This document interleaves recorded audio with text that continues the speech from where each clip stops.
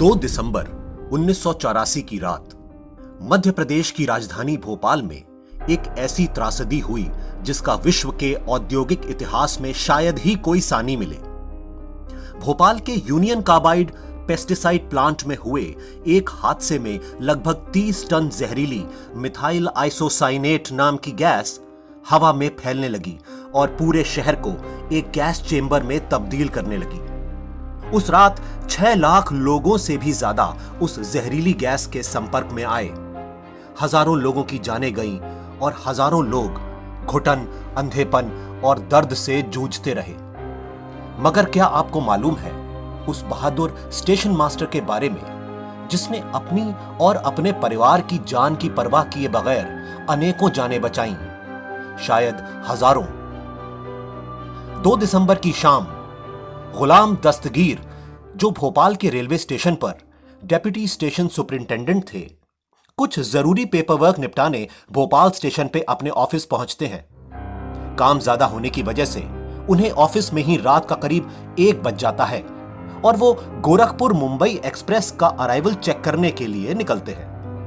मगर प्लेटफॉर्म पर कदम रखते ही उनकी आंखों में जलन शुरू हो जाती है और गले में एक अजीब सी खुजली भी।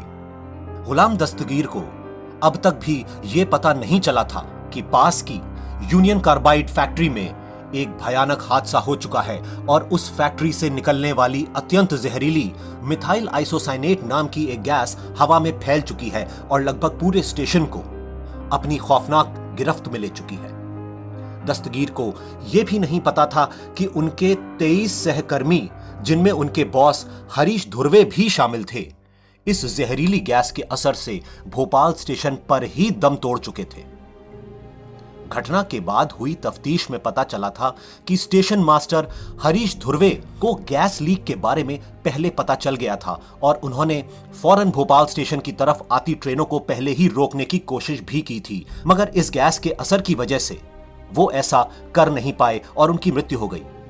इधर गुलाम दस्तगीर की बिगड़ती हालत और उनके वर्षों के अनुभव से उन्हें यह तो पता चल गया था कि कुछ ठीक नहीं था।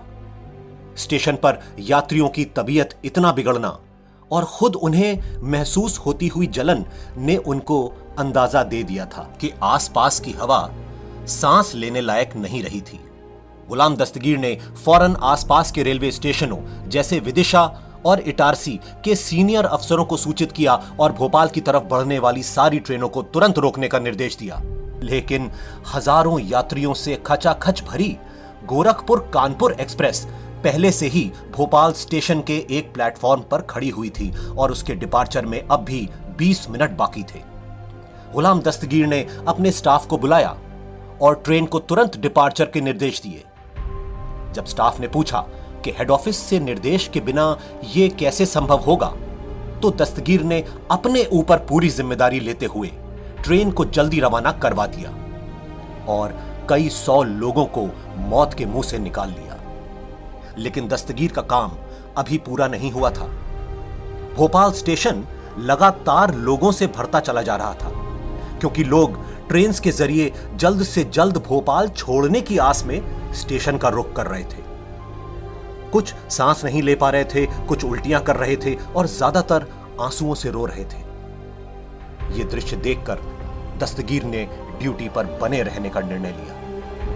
उन्होंने तुरंत आसपास के रेलवे दफ्तरों में फोन करके मेडिकल स्टाफ और एम्बुलेंसेस को भोपाल स्टेशन की तरफ बुलवाया। उनके इस प्रयास से कुछ समय में ही रेलवे डॉक्टर्स और 4 एम्बुलेंसेस भोपाल स्टेशन पहुंच गईं और बीमार तड़पते लोगों का इलाज शुरू हो पाया। इस बीच दस्तगीर खुद एक प्लेटफॉर्म से दूसरे प्लेटफॉर्म पर चक्कर लगाते रहे और बीमार लोगों को ढांढस बंधाते रहे। वो ये जानते हुए भी स्टेशन पर रुके रहे कि उनका स्वयं का परिवार भी भोपाल शहर के उनके मकान में इस खतरे का सामना कर रहा होगा। गुलाम दस्तगीर की कर्तव्यपरायणता और सूझबूझ ने उस रात कई 100 जिंदगियां बचाईं, लेकिन इस त्रासदी ने उन्हें और उनके परिवार को नहीं बख्शा।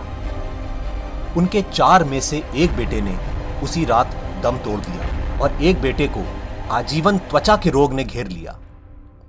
दस्तगीर ने भी अगले 19 साल अस्पतालों में अपने गले का इलाज करवाते हुए गुजारे, लेकिन आखिरकार 2003 में उनका देहांत हो गया। उनके डेथ सर्टिफिकेट पे लिखा था कि उनकी मृत्यु का कारण गले की एक ऐसी बीमारी थी जिसकी वजह था मिथाइल आइसोसाइनेट गैस का लंबी अवधि तक गले के संपर्क में रहना। यह चैनल भारत के इस बहादुर बेटे को सलाम करता है और सलाम करता है उन सभी जाबाज हीरोज को जो उस रात कई लोगों के लिए मसीहा बनकर आए और अपनी जान की परवाह नहीं की, मगर औरों की जानें बचा ले गए।